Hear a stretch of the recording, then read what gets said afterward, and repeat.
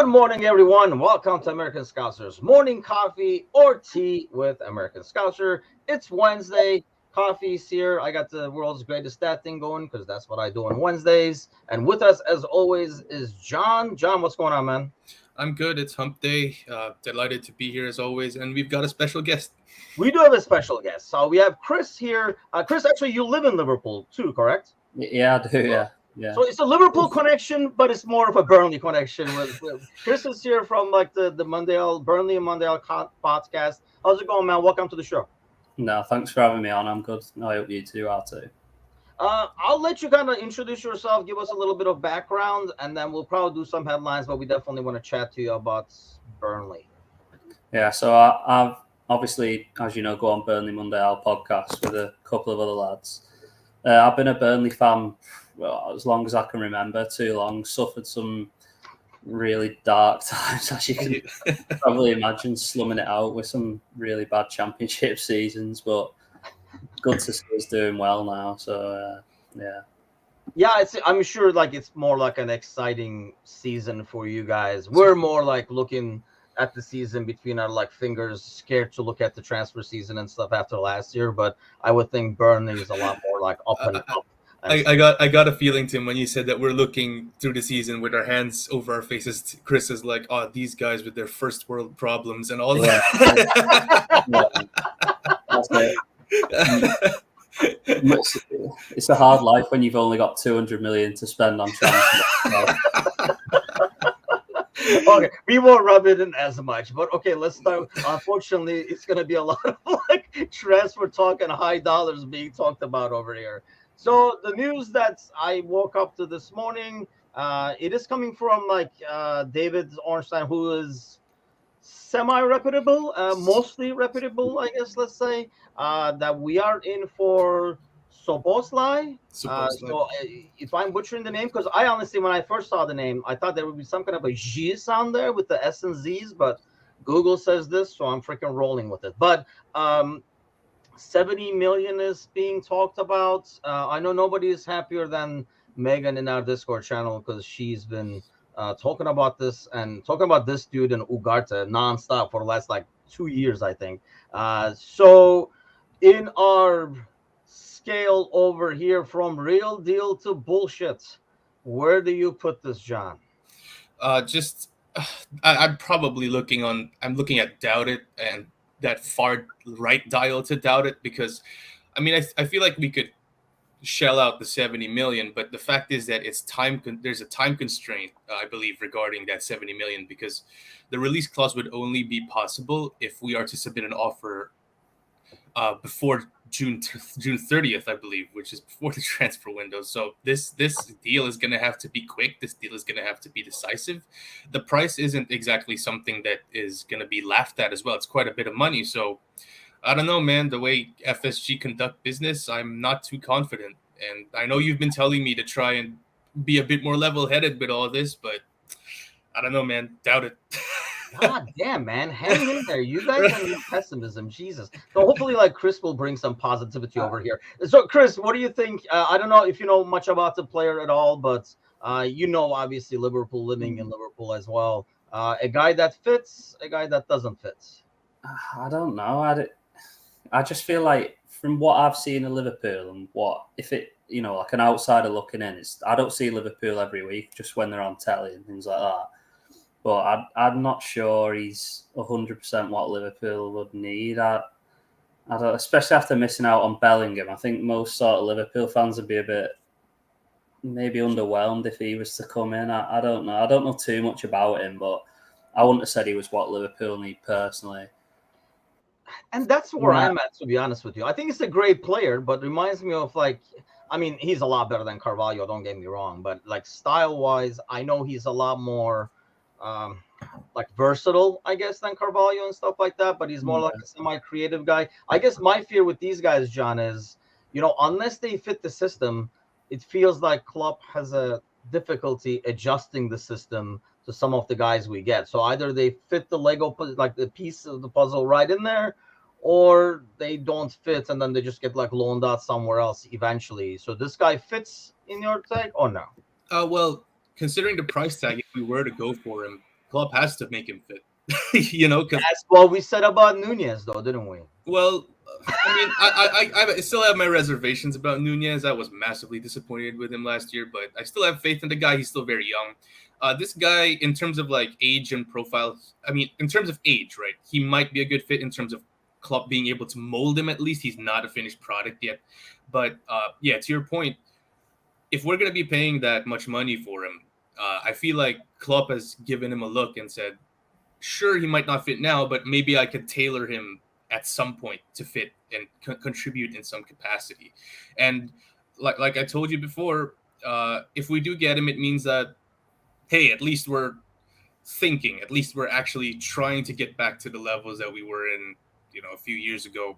Yeah, in terms of fit, again, I hope he fits, but right now he's still a ways away from becoming a finished product. So yeah, I mean, I really like the kid, and I know, like, he has like a great work rate, and he has that creative touch, and he can kind of like do those between the line passes as like a midfielder. He could be maybe a young Henderson, which is what we were like really, really looking for over here in Liverpool. But yeah, I don't know. The price tag kind of scares me in terms of, do we go into it? Maybe we are waiting till June 30th to see.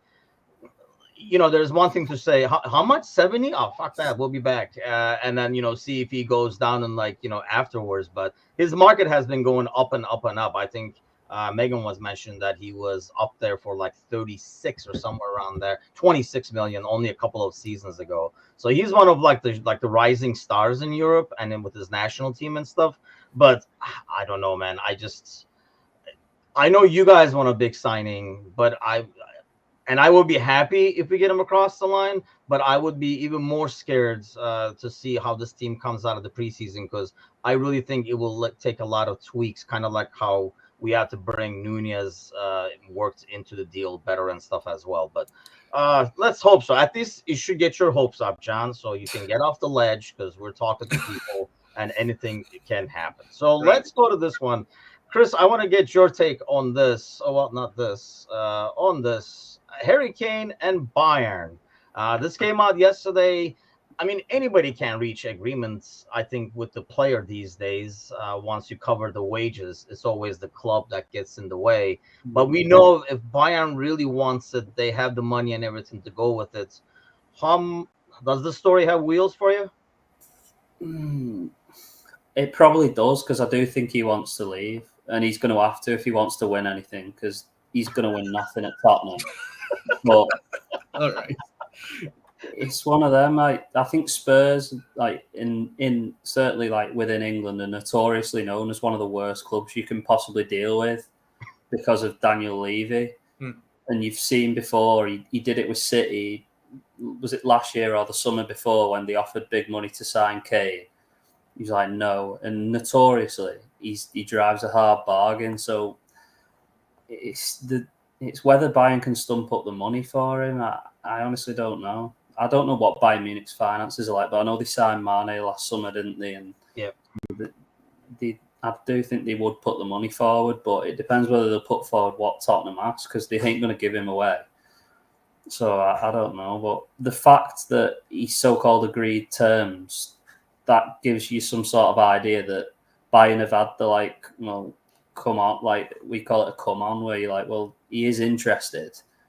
So there must be something somewhere that there's some willingness to, one, Tottenham to sell, and two, him to go, and three, Bayern to buy. So for it to get as far as it's got, there's obviously some encouragement from all parties that it could happen. But I just don't know how much money Tottenham are going to want. It's going to be silly. It's going to be silly money. Yeah, because I think they were talking I think I read the headline that said 70. I was like, they are not selling Kane for 70. But having said that, John, there's only 1 year left. So does that make Levy kind of change his tune a little bit? Because if you're going to lose Kane, you want to get something for him. Yeah, absolutely. I did not know that he had 1 year left on his deal, so that changes things completely when you guys agree that 70 is too cheap, and it definitely is. But that 1 year absolutely changes everything.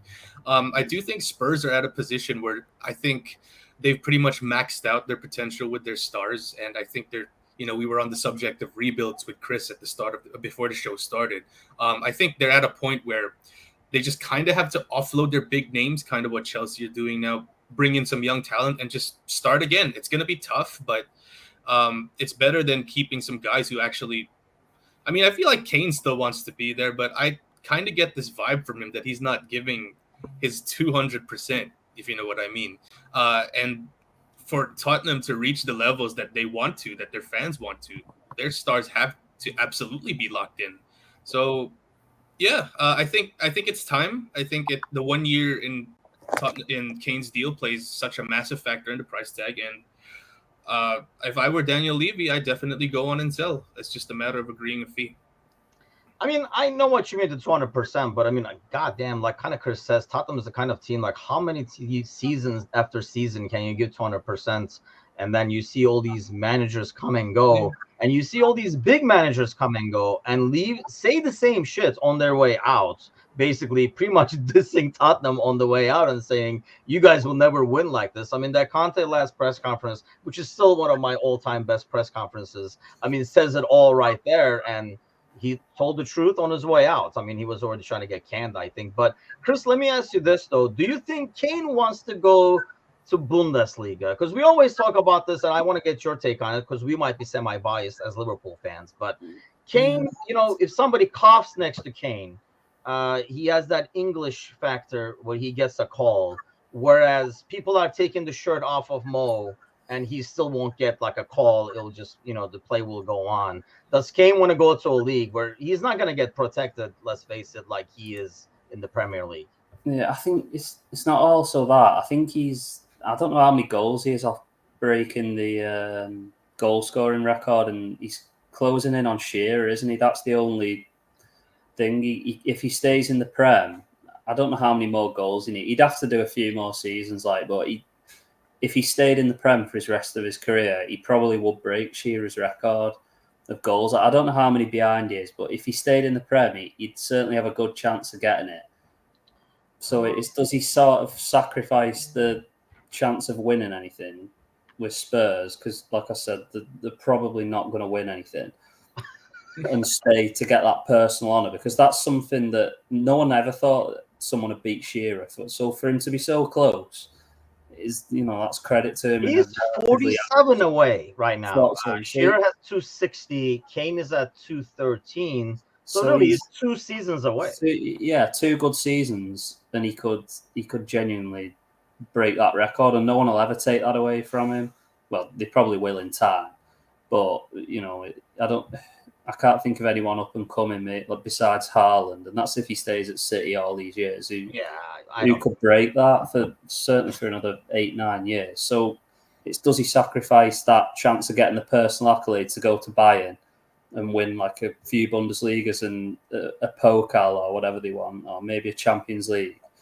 Or does he go for the silverware and sacrifice his chance of that personal sort of honour? It's up to him what he does. I certainly wouldn't like to say, but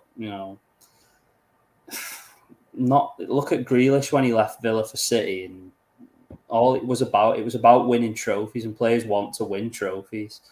And when he looks back on his career, he's either going to have that one accolade maybe, or he might have 6, 7, 8, 9 winners' medals. It's what he wants. I don't know. Let me ask you, Chris, if you're Kane, which one do you want more? Do you want to be in the Shearer thing now as a top scorer, but kind of like Alan says, the newest and cleanest trophy room in the Premier League, or do you want to go somewhere, whether it's Bayern or wherever, you have 3-4 titles, but you're number 2 all time? I think I'd want the team accolades. Just it's one of them. People sort of eventually in time, people will sort of say, "Oh, but he's the all-time leading scorer." Yeah, but he never won anything. Yeah, he won nothing. Like Shearer did win a Premier League, and so he's always got that behind him. But Kane's done everyone. The topic of conversation with Kane, no matter when it crops up, it's never that he could be the Premier League's all-time top scorer. No one ever talks about that. It's just that he's never won anything. Yeah. That's what everyone says. So if it was me, I'd be looking at the move. But yeah, I mean that's a good point. Actually, I didn't even think about the top goal scorer thing. You would think, I mean, players care a lot about this stuff in the back of their head, and they set it as goals. So I can see him making that his goal. But yeah, like part of me says because of that, and because of the fact that he gets, unless he is sick of the attention, he gets so much attention, over the top attention, and a lot of respect in the Premier League. Whereas if he goes to Bundesliga, yeah, he's going to be Harry Kane, but he's going to be a dude. And I think that's kind of like, I don't know if he'd be okay with that, or maybe that is something he wants. Because, like I say, as an English player, he is definitely approached, I feel, differently. And especially, like, he's just not an English player. He's just more like the English player in some way, team captain and stuff like that. So I think he gets away with a lot that he would not be able to in other leagues. But yeah, I mean, that's two not even great, but at half-ass average seasons, and he's got the records. So, I mean, you would think in an ideal world, which I don't think will happen, but he would want to go to like a team like City. He's probably looking at Holland. I'm glad you brought that up, Chris. He's looking at Holland and probably shaking his head like, man, that could have been easily me, and winning all these trophies at the same time. Speaking of English people, let's go to this one over here. James Madison. I think more than being shocked at, obviously we knew he was going to go somewhere and Tottenham was in the talks. Are you shocked with the price? That's what I was shocked about. I thought the price would be a lot higher just because of the English tax that, players normally get in the Premier League. Automatically adds like 10, 15 million to the price. Are you shocked that it's only 40? And are you shocked that if it's only 40, only Tottenham went after him? Because we didn't hear a lot of other teams chasing Madison, John. Yeah, I'm a little shocked, but then Leicester are pretty much. I think there's a fire sale going on there. They're selling guys, and I'm honestly surprised that they managed to pull off this 40 million thing, because I would value it Madison for at least 60, I would say. So him leaving for that price is again really surprising. But in terms of what I was talking about earlier, like a potential rebuild, he's a good piece to get in. He's still relatively in his peak years. He's still relatively young. He's a player who can create something out of nothing. I have questions personally about his mentality, because one game he looks absolutely world class, and then the other game he looks like he can't be bothered. And you can't have that mentality on a team that's like Tottenham, who's probably going to be going to a rebuild. But I digress. It's a good start, I would say, for Tottenham, especially if they're looking to move the likes of Kane or Son or even both. I'm surprised a top team who's challenging for trophies, like maybe an Arsenal or a City, or I dare say even us, United, they didn't take a swing for him. That's my biggest takeaway. I'm surprised that Tottenham is who landed them. But in some ways, and this is why I feel like his price is only 40, is he a typical or a perfect Tottenham player, Chris? In the fact that he has like a great skill. There's going to be some games you're going to be like, man, what a player. And the rest of the time, it's going to be like, meh, he's over there. He just doesn't comes across as a player who has the drive to me. Yeah, I don't know. It's probably different because they've got the new manager. Obviously, they got Postecoglou in now. I don't know if you've seen Celtic play much. I certainly haven't. So I don't know how he sets up. I presume it's him who wants him, and he's going to use a 10, because Spurs have notoriously always played back five, two in midfield, and then the three up top of like Kulusevski, Kane, and Son, or whoever. So they've never played with like a 10, which is that is Maddison's position. He plays a 10, so I can only assume he's going to actually fit into the system, and that's why they've spent the money. But I do agree. I was surprised at 40, because I think they turned down 50 from Newcastle, didn't they, last summer? Yeah. So I was surprised at 40 for one, and two that he's gone to Tottenham. No disrespect to Spurs, but I did think... I think we've already done a lot of that. Well, yeah. I did think he'd go somewhere else. I didn't think he'd go to Spurs. I don't know what it is, because they are still a fairly big club, but I just didn't see him going there. I did not either. I mean, I don't know, unless, and you would think like one of the attractions was probably Kane, right, from like the national team and stuff like that. But and I'm sure, like, obviously he wanted to get out of there. I'm just amazed that there were not better suitors for him, like teams that are more ambitious and more likely to win trophies going after him. And obviously we were not going to. He just does not fit at all, despite everybody wanting him. I don't think he's like the, we're talking about Solova, like fitting. This guy definitely, like Madison, would definitely not fit. I feel like United has Fernandez, and I don't know if Ericsson is going to stick around or whatever, but you don't want to have yet another guy who's going to not run a whole lot just to create and stuff. I just don't know where he fits. Pep would probably beat him to death over there when he doesn't run. And then they have Kevin De Bruyne, obviously. So I think like his spot, because it's not everybody plays with number 10 now, like Chris is saying, it's just kind of like it's not as valuable as it used to be in some ways, especially the way he plays. But let's keep going with the English team over here. City pull out of the race to sign West Ham midfielder Declan Rice. Well, this is an English theme with a hint of Irish in there. So Declan Rice, do you think City just got in there? Pep just got in there to piss off his old assistant Arteta over there and be like, sucker, now you're gonna have to pay more, John? Yeah, I'm actually surprised that they pulled that. I kind of felt part of me was like, oh, maybe he felt sorry. Sure.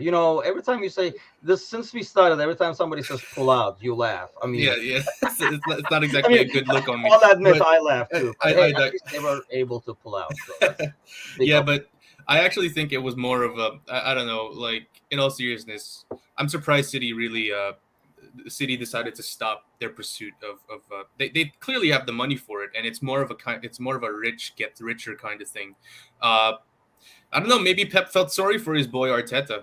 Like they already beat them to the title last year in that fashion and all that. Maybe he was like, you know what, you could take him. Well, we could let you guys get a 20-point lead and we'd still catch up and beat you guys for the league anyway. But yeah, I'm just really surprised that they just let him go like that. It looks like in all likelihood Arsenal's going to go and get him, which is, by the way, an absolutely solid addition for Arsenal, as I keep saying over the last couple of shows.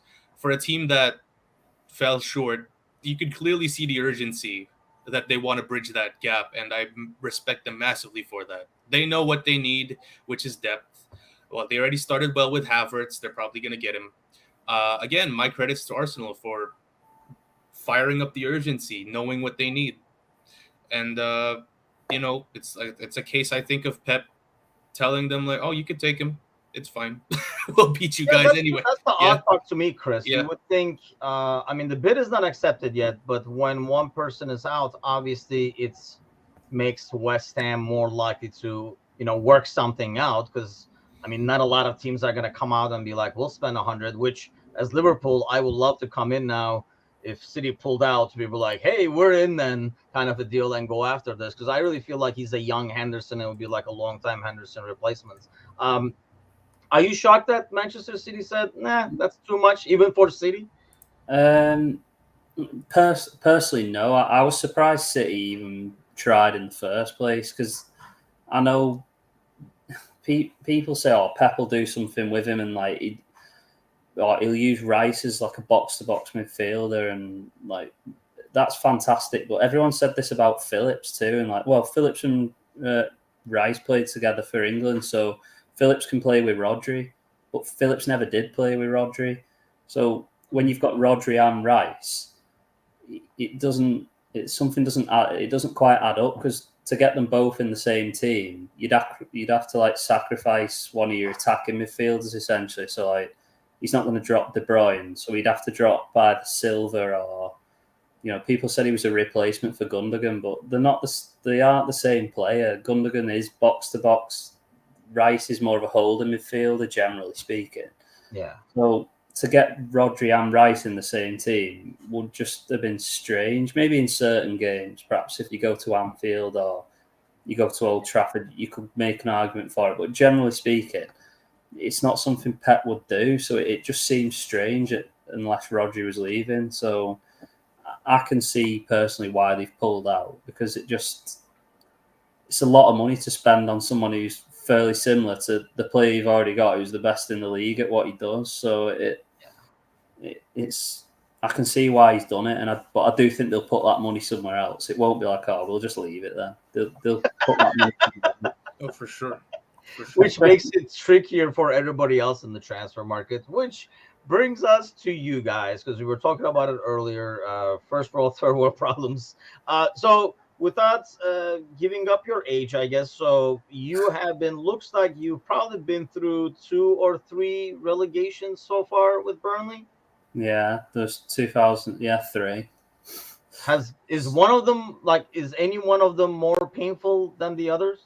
Last season, I think was the most painful because it was on the last day as well, and you go. Plus, we were outside the relegation zone on the last day, so we went, and you're like, right, all we need to do is win. Doesn't matter what Leeds do, and we lost and Leeds won, and you're like, that was last season was the most painful because there was genuine hope. Like on that last day, you thought we're gonna do it, and we didn't. So I think that was the most painful for me, anyway. So let me ask you this, because as a Burnley fan, I mean, I hate Sean Dyche with a passion. I lovingly call him Sean Douche over here in the show, probably 1,000 times by now. I just hate his football. You know what I mean? Like the way he plays, that's the way he goes. I know it's like more of like an old school British kind of like beat your ass kind of a play as opposed to more finesse. And Vincent Kompany is a lot more different than that. And we kind of talked about before we went on air over here how the squad overturned. As a Burnley fan, is it more fun to watch a team that's not as Sean Dyche, or as long as the results are there, fans don't care? No. Definitely more entertaining. Like the last bit you say there about the results, a lot of Burnley fans wouldn't care. If they were winning every week, they wouldn't care. Now, I'd probably find myself in a 1% minority who, before Dyche went, I'd have got rid of him because his football was really poor. And I fully aware if there's any Burnley fans listening, they won't agree with me, and that's fine. But I didn't renew my season ticket until he'd gone because I couldn't have watched any more of it. And it weren't the fact we were losing every week. It weren't just that. It just kind of got to the end of it. It just reached a natural conclusion with Dyche and Burnley. It just wasn't there was a growing sort of portion of fans who were like, all right, this is it's rubbish. We were just being served up rubbish every week, and it was awful the last season. But it wasn't just that. Like the chairman didn't help him. The old chairman wanted to sell, so he never invested any money before, so he could get as much out. Like the club was worth more money essentially. So that he never got backed in the market. So I do feel sorry for him, but he didn't help himself with the entertainment value and stuff like that. And people say, "Oh, you can only do what you can do with the players we've got," but that's a limp excuse for me. Like we had players who played in the Premier League and played in teams who played football. Like it was just an excuse. That was the way Dyche played, and it just become boring. As everyone else probably thought we were, but it was all right when we were winning, and then we were still winning, and you were like, all right, this is just it's not enough anymore. We hadn't evolved. Like when you're in the league, after a while, we got into Europe and we just regressed massively. We never really kicked on or anything, and it was just he just took us as far as he could. But for no matter how it ended, without Dyche, we'd probably be in League One or something like that, our bottom end Championship. Like he got us promoted out of nothing in his first full season, and then that helped us. The money paid off debts, and it set us up for years to come. So for what he is or what he isn't or what he did and didn't do, he essentially saved the club because we were in a bad place when he took over. That's the odd thing. You rarely see that where they get relegated, they get promoted with Sean Dyche, they get relegated, and then they get promoted back up again, and Sean is still there. Are the fans on board with that, or are they hoping, okay, this time he's going to do things differently because we're going to stick around in the Premier League? Yeah, I think probably the first couple of times everyone was on board, and you thought, right, he's probably the best solution to get us back out. But then I can't really tell you how or why, but this time it just felt different. It like football's kind of moved on since we got promoted in, I think it was 2016. Like 7 years later, the championship was different. Like back 7 years ago, most of the teams in the championship were just like really, it was bad. The championship 7 years ago was really bad, as opposed to now. I think the championship this season, I'm sure it's something like 17 of the teams in the championship this season coming have like played in the Premier League. So all of a sudden, like the playing field's fairly level. You coming out of the Premier League doesn't necessarily give you that much of an advantage, because everyone else, there might be 7, 8 other teams in there who are still getting parachute payments who've come out of that league. So where you might have had that edge with money, you haven't really got it anymore, because a lot of the other teams have got it as well. It's plus it doesn't help when the players are worth when the championship players are worth that much money. So there's a lad at Coventry who like is so-called worth 20 million. So he Coventry sell him, and they've got 20 million. Well, 20 million to a championship club when they can go and sort of buy players. They might be able to buy 5, 6 players with that, and all of a sudden you think, God, they've got a good squad. It's like the money's just astronomical in there now. It's completely different. We'd never have come back up with Dyche, in my opinion. Like people might disagree, but we wouldn't have. Let me ask you though, Chris. We talked about it earlier in the show before the show went on live. You said something about company having to, I know from what I've heard of Burnley, companies really implemented a very positive, very attacking style, which is basically am I accurate with that? In terms of his positivity is like the antithesis of what Dyche used to give you guys. So, and you were talking about how when you guys come in, there's a very good chance that he would have to sort of tweak that sort of thing. Do you think that maybe there will come a point where companies gonna, I don't know, how do I say it? Like maybe I wouldn't say abandon, but maybe adjust his tactics to the point that you might see a Dyche 2.0, or you might see a Big Sam kind of like.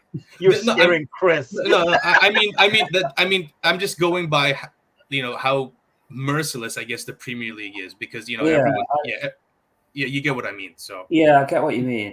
I don't think it'll go like that extreme where it'll be sort of like Dyche Allardyce type of football, but I think he will have to change maybe something in certain games. I think, like I said to you, we played City in the cup last season and we got beat 6-0, but we went toe to toe and we got taught a lesson. But I don't mind that personally. Like for me, I'd be quite happy to go to the Etihad. At the end of the day, if you sit back, you're probably going to get beat 3-4-0. So you might as well get beat.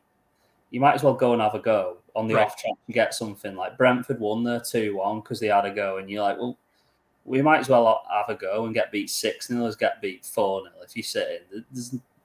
There's not much difference, but sometimes maybe you've got to be a bit cuter with it, and perhaps you've got to try different things. But we'll only learn that from actually like playing in these games. We played United away in the cup as well, and we only got beat 2-0. And on another night, we missed some really, really big chances. And on another night, we could have come away with something. Like we could have won that game on another night. So it does, the way we play does work, and I think company kind of will stick to his principles in like by and large.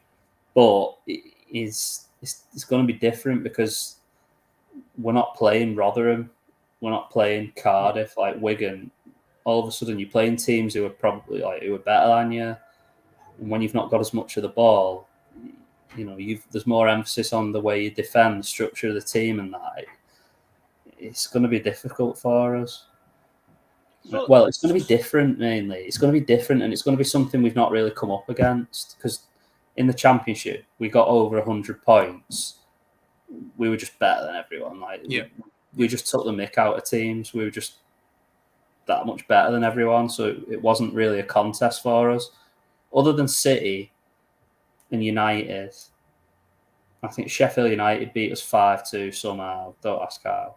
But besides that, no one like tested us. Even in games we lost, we absolutely battered the other team, and you're left kind of scratching your head. I don't know how we lost 3 games last season. Like, as daft as that, we shouldn't have lost any, really. It's just That's crazy to hear, though. I mean, so are you do you find yourself in the minority of fans who say, I'd rather go at teams and, get my butt beat, but at least compete, as opposed to park the bus and see if we can nick something? Yeah, I probably am in a minority, but that's just like how I would do it. It's just my sort of. You'll never know if you get beat. Sit in. You'll get beat by City anyway. 99 times out of 100. Yeah. So you'll come off wondering, I wonder what would have happened if we'd have had a go. It's just that's just the way I see football. Like I'd go and have a go and think, well, what have we got to lose? Mm-hmm. You're probably going to lose anyway. You might as well just go and have that. Just have a go at them. But and I think Company probably sees it a similar sort of way. But he will have to be a bit cuter next season, definitely. Yeah, I mean, if he's watched any Leeds United games, he knows you can't do a whole lot and like open up like a crazy and then just get punished. Because I think that with the Premier League, Championship has gone. I think like part of the reason is there's so many guys that the top clubs are like getting young and then loaning out the Championship and stuff like that. So like from all over, where like you didn't see as many international players, I think, in Championship that are like young up and coming guys in the past. Whereas now this guy is on loan from there, this guy is on loan from here, like kind of like showing themselves up and developing their game. But having said that, so let me ask you this: now that you guys got promoted, you see like over the years like teams approach getting promoted to the Premier League. They either say, okay, now we're in the big leagues. Let's go get this guy, this guy, this guy. You can pull a Forest, Nottingham Forest, and get like freaking like 30 people. Or sometimes you get I think it was like Sheffield United a couple of seasons ago where they come in and say like, nope, we got to keep the core, keep going at this, and only maybe improve with 1 or 2. What do you think Burnley needs? Somewhere in the middle. At the end of the day, like we don't have money trees. Like we've only got so much money. Like our owner isn't, he's not like a Saudi billionaire. He's just, we've only got so much money. So the problem, well, the biggest problem we had was that of the team from last season, we had 4 main loan. We have 4 of the start, our best starting 11 were on loan. So all of a sudden you're like, well, we've got to replace them. So we signed Jordan Bayer permanently, which we had an option to buy him. So we got lucky with that one. But Taylor Albellis went back to City, and Matson's gone back to Chelsea, and Nathan Teller's gone to Southampton. But because they all had good seasons in the Championship, everyone's saying, well, Teller's 15 million, Matson's 20, and Howard Bellis is 15. So we've had to kind of abandon that and sort of go and look in other places, because if you sign the 3 of them, if 50 million in total, well, that's 50 million is a lot of money to us to just spend on 3 players who we had last season, when we still need a forward, we still need a winger, we need a midfielder. So we've had to kind of be a bit cuter about it, and we went and signed a centre-half from West Brom because he was half the price of the other one we had, and we've already got 3 who are maybe better than the one we brought in. So we've got like healthy competition, but we're going to have to be smart about how we do things, because the players who, like those 3 players who I mentioned who come to 50 million, if you'd have wanted to sign the 3 of them permanently last season, you'd have got them for 20 combined probably, but because they've had good seasons in the Championship, the value just skyrockets into like silly money. So we'll just have to be cute about how we do things, and companies' connections obviously help, because we get linked to loads of sort of young Belgian kids and things like that, which is fantastic. But no one knows how good they are till they get over here. So it's risk reward, but we've only got so much money at the end of the day. We can't go and do a Forest. We've just not got the money. Well, Chris, on the subject of the current squad, looking at the best 11, if you're going to name a player or players that you think would absolutely shine next year, would be a cornerstone for you guys in terms of, ensuring survival and all that, could you name a few names that you think would... Just like 11 names or just just a few individuals? Yeah, just a few individuals that you think would stand out. Yeah. Well, we've got a right winger called Manuel Benson. He's not a household name, but he's probably better than Mo Salah. He is that good. He didn't play in the last game of the season against Cardiff, but in the 4 games prior, he scored 4 identical goals. It's on Burnley's Twitter somewhere if you look for it. He plays on the right, but he's left-footed, so a little bit like Salah, just obviously not to that same level. But he's so good. I just can't. Obviously, it's different in the Championship because he's playing against sort of lower standards, but he's one to watch next year, definitely. We have a centre half called Jordan Bayer, very good player. He will go sort of right to the top. He brings the ball out of defence. He can pass. He's quick. He can defend. He's got everything. We didn't even pay that much money for him, so he's just someone we've plucked out of nowhere, and he's brilliant.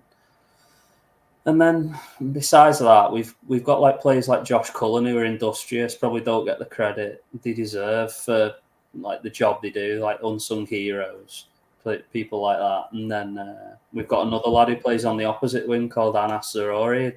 Again, just a kid who's come out of Belgium, but he's similar to Benson, plays on the left, right-footed, got bags of talent. He does beat men like they're not there, but we've got a few good players, but we do need more at the same time. So it's... Let me ask you this: as a smaller club or a club that doesn't have the money tree, because I kind of live with this frustration at times with my hometown club back in Fenerbahce. You see some kids and you're like, man, he's too good. He's not going to be here for long because right. Somebody from the Premier League or Serie A or somebody is going to come in and snatch him.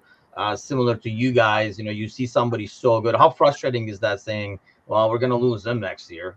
Yeah, it is frustrating. Obviously, it's as a smaller club, I think you kind of learn, you just accept that it's part of the, we call it like a food chain. So, Liverpool pick off Crystal Palace might pick off Burnley will pick off some. It's you just kind of accept it that in the end, your best players will always move on. So, Manuel Benson, for example, he was linked with AC Milan, and you'd think, well, maybe he won't go this summer because everyone will want to play in the Prem. Now, you don't tend to lose players when you get promoted, but maybe next summer, if he has a good season in the Prem, these bigger foreign clubs might come looking, or someone in the Prem might. It's frustrating, but ultimately, we don't sort of. Yeah, like that comment says that you have to sell to survive. So for us if someone comes in with big money for players we've got, and you think, well, they've offered 30 million for him, we can sign 2 £50 million players here, and we might be able to sell them. That's just part and parcel, really. And that really becomes makes the scouting more valuable in some ways, doesn't it? Because Sparky says, you gotta sell. And now you get the money, but now you got to use that money really well because you need to find another guy like that you're going to turn around and sell. It's like last summer, we sold sort of £70 million worth of players, and we obviously had to use some of it to service the debt we'd come down with.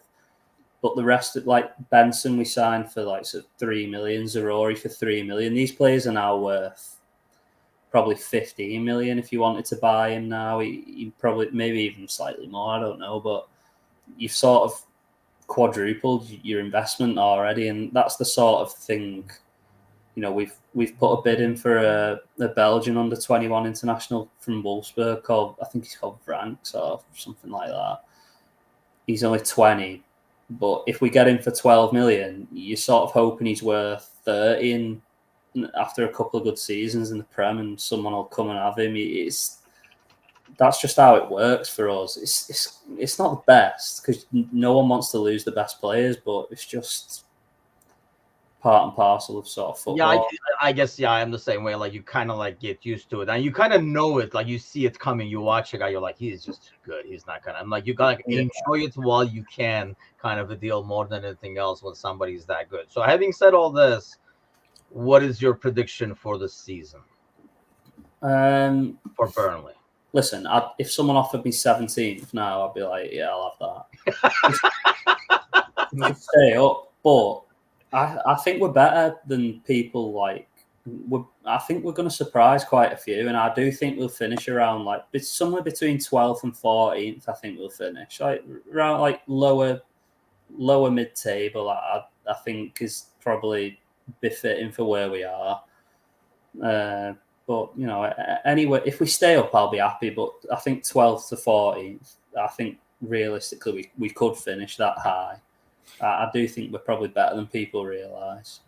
All right, Chris. Sorry to cut you off, Tim, but I kind of have to ask this as this is a Liverpool podcast, so this is kind of like the obligatory question. We asked this to Shay last week, who's from the Aston Villa Tennessee fan club.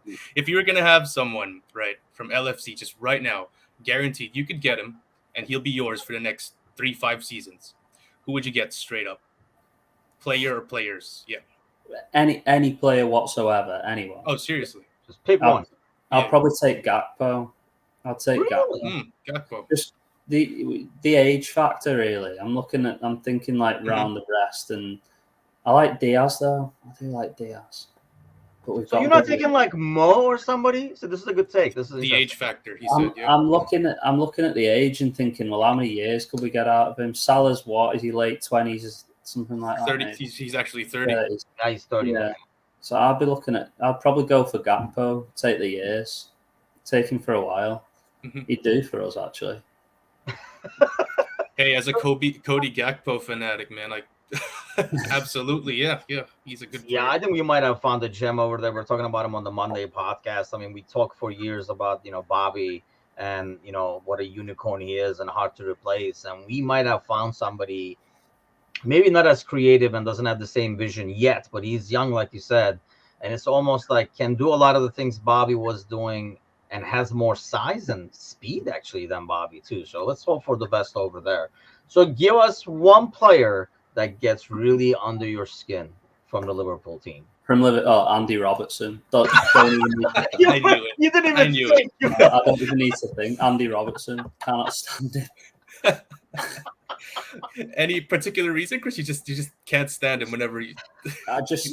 He's just one of those like wannabe hard men. Like just no. And then with the elbow with the linesman as well. Like I was on the linesman's side. Like I don't even need to think. He's one of those. I tell you, like he's one of those players. If he played for us, I'd love him. Right. Because he doesn't. Like, yeah. That was the easiest question you've asked me. Yeah, I think the shithousery is, like it's one of those things that if it's on your team, you really love it and you just makes you laugh. That's why we're laughing. And then you're on the other side, you're like, oh my god, what an asshole kind of thing. Yeah. So that Alan is giving you Adrian or Nat Phillips. Would you take either one? You might take Nat Phillips, right? I'd take Nat Phillips, not Adrian. Well, nice try, Alan. And Sparky's putting you on the 19th, unfortunately. But so his prediction is nice. So how do you view Liverpool, by the way? Let's get like your take on how you see Liverpool. Like, I guess, how you foresee what we're going to do next season. Is it a team that's going to bounce back or it's going to take a while to get back again? No, I think Liverpool will do well next year. I do. I was speaking to, I think it was my brother the other day, who was on about Liverpool. I wouldn't be surprised next season to see Liverpool pushing up like the top end again. I wouldn't be surprised. There's no way Liverpool under Klopp can be as bad 2 seasons in a row. Like you saw how they ended the season, and I think it perhaps well, obviously not the end of the season because they ended well, but that like really bad patch they had before then, I think that was sort of a wake-up call that they needed, because for so long you've been pushing City, pushing in the Champions League, and you fall, like, I think they just fell into a bit of a comfort zone, and they needed that like real kicking and like, hold on, no, you're not that team anymore, especially with Arsenal doing well. But next season, I wouldn't be surprised to see Liverpool pushing City again. Honestly, I wouldn't. If I was going to put my neck on the line, I would say I think Liverpool finished certainly top three. I think certainly See, top John, three. some optimism for you. You can come Hey, off man. the ledge. I'll take it. That's just an outsider's point of view. I don't. Yeah. I just think from watching Liverpool, he seems to have found a position where Trent has excelled. So you've got that to sort of take forward, and then he will bring players in. He's brought McAllister in already to play in that midfield. So if he can get another midfielder in, because that's still probably Liverpool's weaker area, he will still be looking to bring players in. I just think next season I think they might surprise a few. Well, it won't be a surprise to me, but I think to a lot of people the way like last season went, it probably would be. But it's just the Liverpool are in the Europa League, aren't they? Yeah. That's the only thing that kind of, Thursday, Sundays aren't the best. Yeah.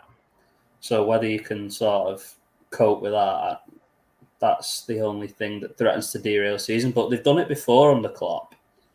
Yes. And I think one thing, we always talked about this. I know I always talked about it last season when Arsenal was in the Europa and, they were ahead. I was like, oh, these Thursday games are going to catch up to them.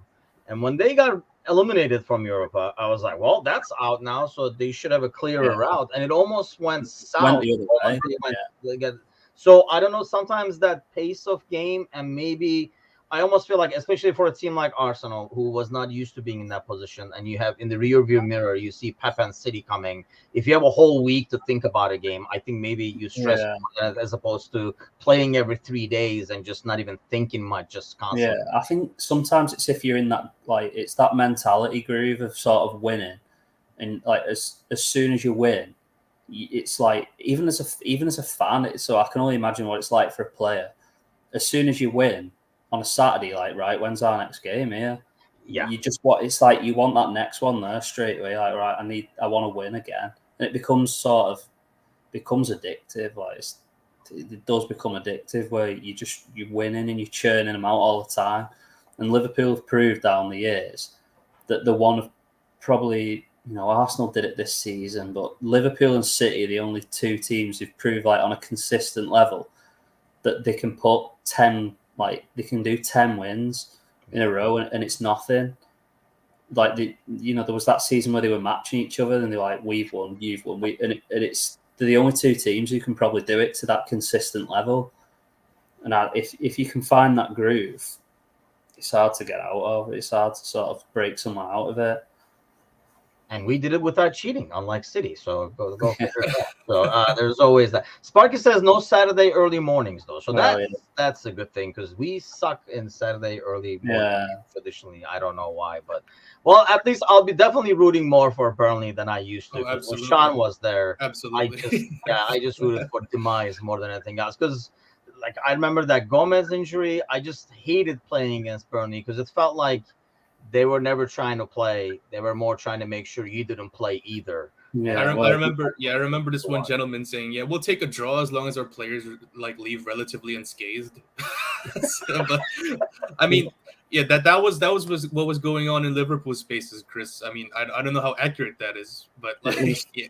There was a bit of, there was a few games down the years. There was obviously the one where Gomez got injured and we say like, oh, it was a good tackle, but it's different if when you're the one who's sort of like, you see, the ball's gone in the stands, but you think, oh, it's a good tackle. And Burnley was under Dyche was almost like that throwback to like old English football, and you never kind of break out of it. It's sort of, that was brilliant. And then obviously there was the game where we ended your run at Anfield. Yeah. Then there was the there was the Dyche and the Klopp, wasn't there, in the tunnel where they kicked off. So there's been a few run-ins down the years, and then thingy. What was the centre back? Clavan scored that 90 something. Yes, it was. Yeah, and he was offside, and we've had a few down the years with Liverpool. I don't know if do you remember Jimmy Traore scoring the own goal in the FA Cup? Yes. 2005. Yeah, there's loads. There's been a few famous games down the years. Well, yeah, Chris, it's always a tough place to go to, but it is. was more about the beatdown than the atmosphere, and that's kind of like what I hated, because you were more they're just gonna come out there. They almost I realize, that's something sometimes, the fans get behind that too, to impose your will and stuff like that. But it just felt so negative. It's not like you were going to take the ball and then do something with it afterwards. You just wanted to make sure we didn't have the ball. And that was hard to watch. Yeah, I can see from an opposition point of view where people wouldn't like playing against it. Plus, there's no entertainment value or anything in it, I suppose, as well, which doesn't help. Well, Chris, I gotta ask you, and I'm gonna put you on the spot here, as someone who's experienced the Sean Dyche era for multiple years, that brand of football. Would you say that it's still viable? That it's still viable to survive in the Premier League? That it's still viable for you to move higher than just fighting for relegation every year? Because I hear a lot of people still say oh, if it gets the results, it's fine, and clearly you're against that. So I know I'm kind of putting you on the spot here, but it's not as easy as the Robertson question. I don't know as it is viable anymore, because you've seen what happened with Leeds and Big Sam, and they get relegated, but then Dyche did keep Everton up. I don't know. I think it genuinely just varies depends on the individuals you inherit. For Dyche inherited a good Everton, a pretty good Everton squad, as opposed to what he had at Burnley. And he had the players in that Everton squad, the big lads in midfield, like Onana, Iwobi, Decore, who, even Gay, although he's not big, but he's industrious. He gets about, he inherited the players he wanted to be, he inherited a good group for what he needed at Everton. Plus, he had players there who come from Burnley anyway. Tarkowski, Keane, McNeil, were all his players at Burnley. So he inherited a group that was good for him, and he made it work just about. But you see the flip side of it at Leeds, where Allardyce inherited players who didn't play that way, and it doesn't work. So I think it depends. I think it depends on the team, personnel, and I think it depends. It can work, but I think if you ask most football fans of pretty much any club, would you want to see your team play that way? The answer would be no. But, I want to wrap it up, but now that you mentioned that, let me ask you with this, as the final question here, because we talked about it before the show about how, soccer is everything. It's life over there to the city and stuff like that on a daily basis. Would fans be okay with a team and I agree, if the team is built for it, and sadly, I do see Everton built for this. So playing against the Sean douche Everton is just not. It's going to be. They were already playing dirty with freaking Pickford and stuff, so it's only going to get worse. But would a city be okay with maybe not being entertained on the weekends, but snatching a point to total it up, so that next season they still have the Premier League excitement? Or does it get old after a while, where you're like, you know what, this is just not right though? It does get old after a while, because you've seen it down the years. Stoke did it with Pulis. They got rid of him. Palace did it with Hodgson, and they got rid of him. But, Charlton did it years ago, didn't they, with the manager they had? I forget his name, but Charlton did it. But you have got to be careful what you wish for, because it can go full circle. Stoke got relegated, never come back. Yeah. Charlton got relegated. They're in League One. Who's the other team I mentioned then? Palace. Palace were close to getting relegated at one point last year. They were struggling when Vieira went, and then even straight after, years ago, Palace, they got rid of. I forget who they got rid of. Oh, they had Big Sam, didn't they? Got rid of him. Brought De Boer in. They sacked him after 4 games. So you've got to be, you've got to be careful what you wish for sometimes. And there's other teams now who, Palace won't want Hodgson as manager, really, if truth be told, because they've been there, done that. But he guarantees them to stay up. Now, are the fans happy with that? Probably not. Probably not. But if he keeps them up, they'll kind of have to accept it. And so I wouldn't want to see my team do it personally. Like I wouldn't, if we got relegated like we did, and we went down kind of playing the right way, I'd stomach it personally, because I just want to. If I'm paying to watch football, I want to watch football. Mm-hmm. Like I want to see the ball in play on the floor and us playing football. But that's just my beliefs on football. Like some people see it differently, so I can see both sides to it. But I wouldn't want to see it. But I'd rather lose 6-0 than go to somewhere and get the odd one. Yeah, I can see people like changing midway too, right? Like they were like, no, we want to play. And then once they start losing, we're like, well, why don't we just play more safe? Yeah. Just get the point and stuff too. So Yeah. I think the sport is very, obviously any sport is like very result oriented, but at the same time, like, yeah, you got to feel good about how your team is playing or what they're doing and stuff like that too. But hey, Chris, thanks a lot for joining us, man. We really do appreciate it. Good luck to you guys this season. Like I say, now that Sean Douche is gone, I'll be rooting for Burnley, absolutely, as long as they're not playing Liverpool. John, thanks to you guys as always, man, and all those joining in, sending the likes and all that kind of stuff and the follows. We appreciate it. 2 days left in the giveaway, so all you got to do is subscribe to our YouTube channel. And Chris, you can even win a Liverpool home jersey. I don't know what you would do with it, but maybe you can put a Gakpo on the back and then just talk good day. I'll put Robertson on the back. Thanks a lot again, Chris, and thanks to you guys. Have a happy Wednesday. See you guys Friday morning. Take care.